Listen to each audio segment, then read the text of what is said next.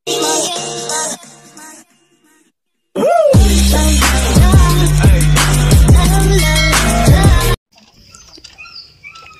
mapagpalang araw po sa ating lahat, mga kalingap, mga kapuso, mga kalabin care. Ayan, nandito po tayo sa isang lugar kung saan ay nakita natin yung kalagayan ng isang pamilya. Ito po si ate ay wala na po siyang asawa at meron po siyang inaalaga ang 3 anak. Kaya ito pong kanyang 3 anak ay talagang mga maliliit pa at hindi pa po kayang tumayo sa sariling mga paa. Maging si Ate Lita ay mayroon din pong konting problema at ay papakita po natin sa inyo kung anong kalagayan ng kanilang bahay. Tara po.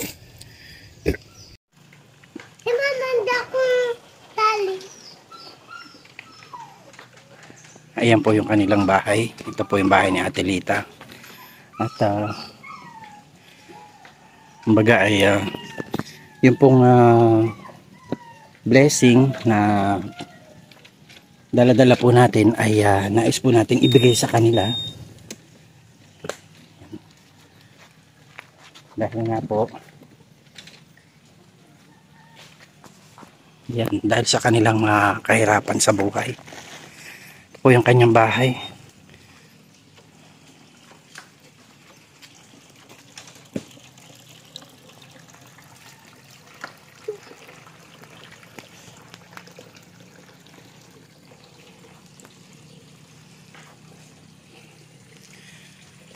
Ayan po ang munting tahanan nila. Hello ate, magandang araw. Hello, hi. Hello baby, kumusta kayo? Kumusta si Angel? Hello Angel. Hindi pa rin nakakain. Talagang ang kailangan niya ay ano, gatas pa rin ang kanyang kailangan. Kawawa naman si Angel. Angel, ilang taon na si Angel? Ganda-ganda ni baby. Ha? Mga 4 na taon po ngayon. Magpo 4 years old na si Angel. 9 po. Ako po ay ano po, sa linggo ang birthday ko. Talaga? Happy birthday Ate Lita ha. Ayan. Kung matatandaan po natin mga kalingap, mga kapuso at kalabin care, ito po ay dati pong ibinablog po nila Red at ni Sis Lorny, noon si Bro Red at Sis Lorny. At ito nga po ay in-approach po nila kami na kami na daw po ang mag-vlog kila Ate Lita at kay Angel, since na-vlog na rin naman namin po sila before pa. So ngayon po ay binalikan natin si Angel at saka si Ate Lita. Ate Lita, kumusta ka? Okay naman po. Ha? Okay naman po. Kumusta ang buhay? Ay kung saan baga po. Ano nga ulit ang tinatrabaho mo ngayon? Naglalaba po ako kung ano. Paglabahan po ako. Nagkipaglabahan ka. Kumusta yung mga anak mo?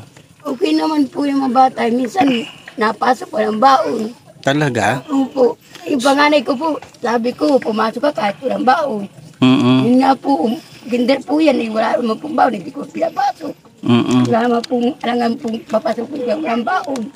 Nakatingin sa mga kaklase. Tapos siya walang pagkain. Si Angel po ay mayroong cerebral palsy at saka hindi po siya nakakatayo. Na Angel? Hindi nakakatayo yung baby na yan eh. Tapos di rin po siya nakakaupo. Ayan, pero si Angel po ay napakagandang bata. Mukhang Angel talaga.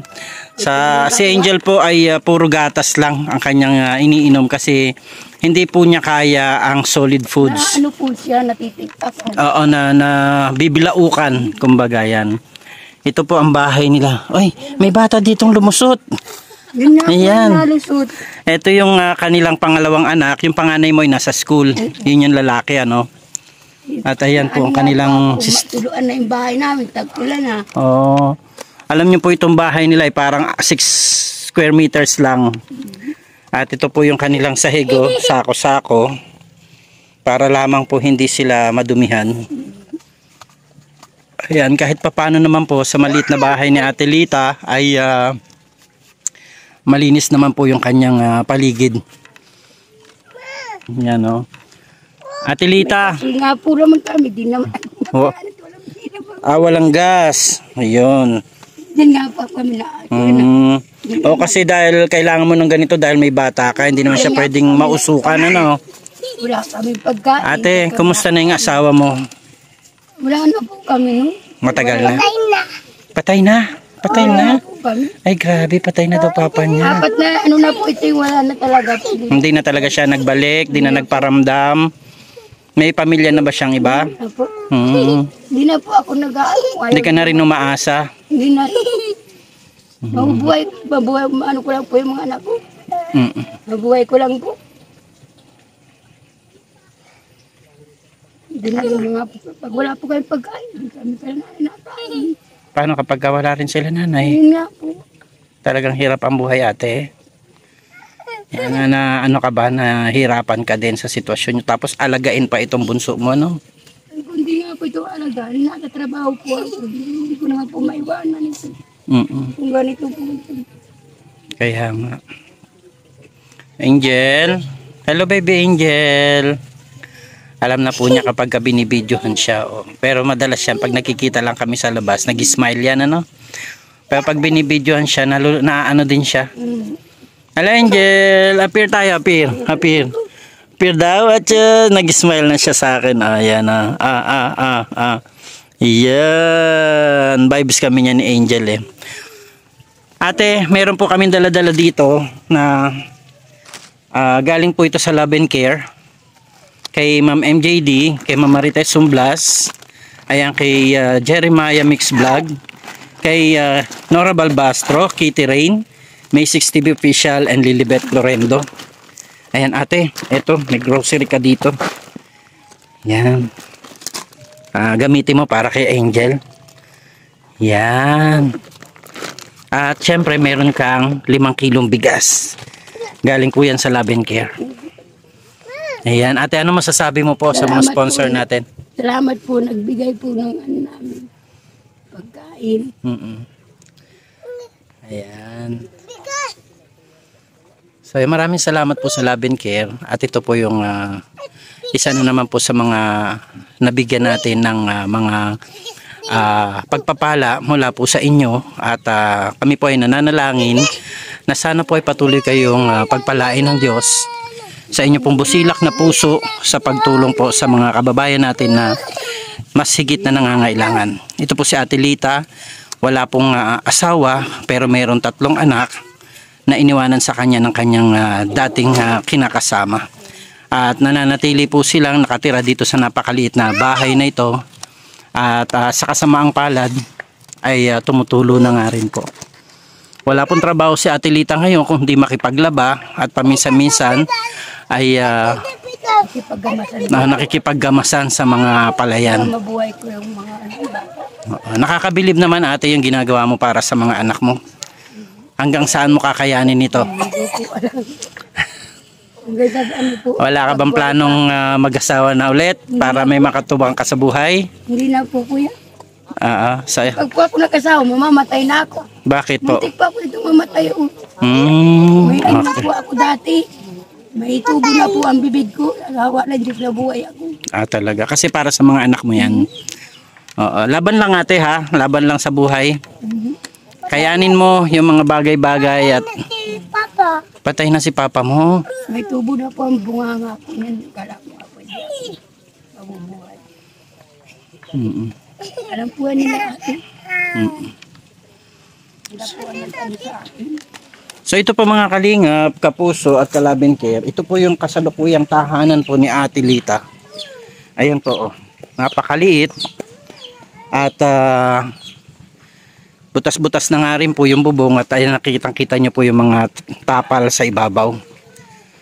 Dito po sila nagkakanlong na mag-iina kasama yung kanyang 3 anak. Yan po ang kanilang sitwasyon.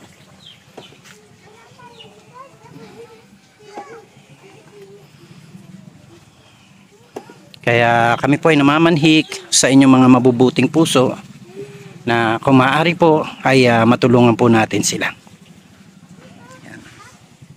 Maraming salamat po pala kay Red Noveno at kay Lorne TV sa kanilang pag-approach sa amin upang i-vlog po ang pamilyang ito o ang mag-iinang ito ni Ate Lita.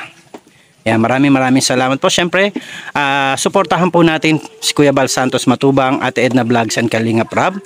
At gayon din po, patuloy po nating suportahan at panalangin na patuloy na pagpalain ng Diyos ang ating mga sponsors. Andyan po ang Love and Care, andyan ang The Jewels 5, ang Team Tigangers, Tita Ani Haramilla, Tita Terry Anderson, Ma'am Lita Haber,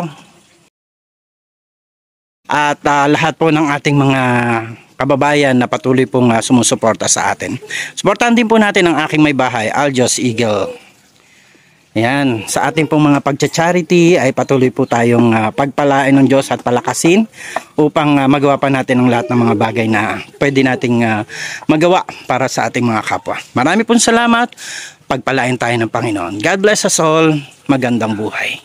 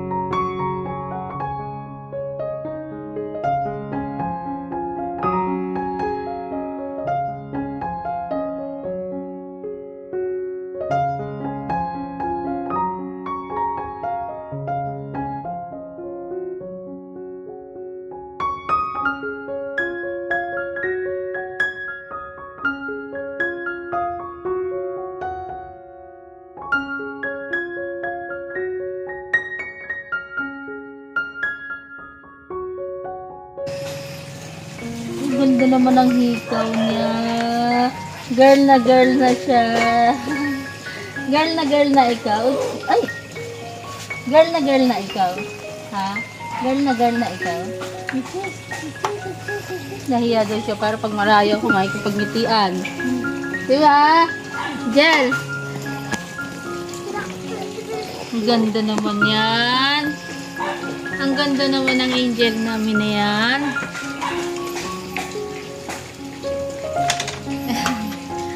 Kumusta naman na ikaw? Ha? Kumusta na ikaw? Antiyan, oh, antiyan! Dita! Antiyan!